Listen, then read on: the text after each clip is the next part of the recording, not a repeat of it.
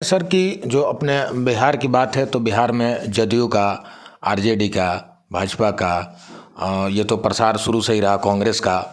इसके साथ साथ सर एक नई पार्टी जो है उभर कर सामने आ रही, प्रशांत किशोर का नाम आपने सुना होगा। तो सर उनकी विचारधारा को आप किस प्रकार लेते हैं?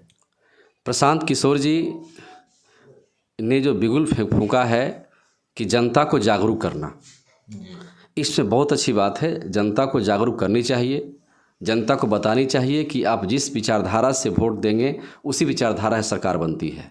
लेकिन मैं इतना ही कहना चाहता हूं कि चाहे कोई व्यक्ति क्यों ना हो, अगर क्षेत्रवाद को बढ़ावा देता है तो वह राष्ट्र के लिए घातक है। मैं क्षेत्र की बढ़ावा करके क्या करूंगा जब मेरा देश सुरक्षित नहीं होगा? मैं अपने घर को बढ़िया बनाकर क्या करूंगा जब हमारे गांव में ही आग लगी रहेगी? तो पहला काम क्या है कि हम गांव रूपी देश को बचावें, उसके बाद हम क्षेत्रवाद की बात करें। तो मैं यही कहना चाहता हूं आपके माध्यम से, अगर मेरी बात उन तक पहुंचती है तो कृपा करके क्षेत्रवाद को बढ़ावा न दिया जाए। आप बताएं कि अगर शिक्षा के क्षेत्र में बड़ा कार्य करना है तो आपके पास क्या प्रोजेक्ट है? आप कैसे शिक्षा को डेवलप करेंगे? अगर आपके पास ये कहना चाहते हैं कि अगर मैं बनाता हूं, मेरी सरकार बनती है, या अगर आप लोग सहयोग करते हैं तो मैं ऐसी व्यवस्था बना दूंगा कि बिहार के बच्चे बाहर नहीं जाएंगे, यानी बिहार से बाहर नहीं जाएंगे, यह तो अपने आप में मुझे थोड़ा सा अपटा लगता है कि अगर मैं बिहार का बालक हूं और केंद्र सरकार के जॉब के लिए अप्लाई करूं तो मुझे कहीं जाना पड़ सकता है, क्योंकि मेरे लिए पूरा भारत ही घर है। तो इस बात को मत आगे बढ़ाइए, क्योंकि इस बात को आगे बढ़ाने से पुनः वही गुलामी की बू आ रही है। आप अन्य नेताओं की तरह लोगों को लॉलीपॉप मत दिखाइए। अगर आपको लगता है कि नहीं मैं बिहार के लिए बहुत बड़ा कार्य कर सकता हूं तो आप बताइए, आप लोगों को रोड मैप दीजिए, आप लोगों को प्रोजेक्ट के माध्यम से समझाइए कि अगर मैं ऐसा आता हूं या मेरी सरकार बनती है, मेरी विचारधारा के लोग आते हैं तो इस प्रकार मैं बिहार का विकास करूंगा, इस प्रकार राज्य का विकास करूंगा।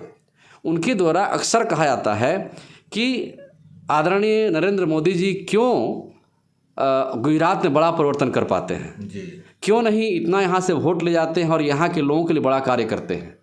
उसके पीछे दोष उनका बहुत बड़ा नहीं है। उसके पीछे दोष क्या होता है कि जो तत्कालीन जो राज्य सरकारें होती हैं उनके अधीन बहुत सारी क्षमताएं होती हैं, शक्तियां होती हैं। जैसे अगर यहाँ पर कोई फैक्ट्री बैठानी है तो उसके लिए एनओसी कौन देगा, उसके लिए ज़मीन कौन देगा? वो राज्य सरकार देगी। अगर राज्य सरकार ज़मीन देने में ही 5 साल लगा देगी तो केंद्र सरकार सहयोग कहाँ से करेगी?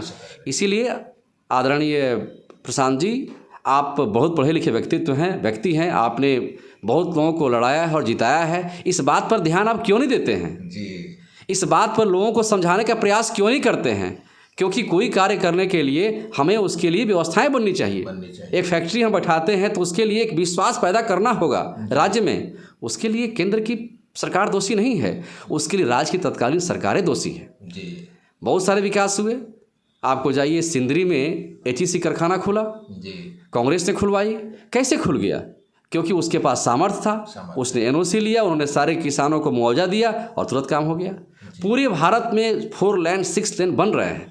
जैसे ही आप बिहार में आते हैं आपकी विकास रुक जाती है। मैं पूछता हूं, गडकरी जी तो हर जगह काम कर रहे हैं, क्या बिहार में कैसा क्यों नहीं करेंगे? क्योंकि उनको आपके तत्कालीन राज्य सरकार के द्वारा सुविधा नहीं मिल रही है। आप सुविधा जब नहीं दीजिएगा तो हम क्या करेंगे? तो इसके लिए क्या जरूरी है? इसके लिए जरूरी है समानांतर सरकारें बने। इसके लिए जरूरी है कि एक विचारधारा की सरकार बने, ताकि वो कहे कि सुनो जल्दी से एनओसी दो, एनओसी मिलता है। आप कंपेयर करते हैं गुजरात से, वहाँ 1 सप्ताह के अंदर एनओसी मिल जाता है। वहाँ पर आपने कहा कि आपकी सारी व्यवस्थाएं बन जाती है, क्यों नहीं डेवलपमेंट होगा?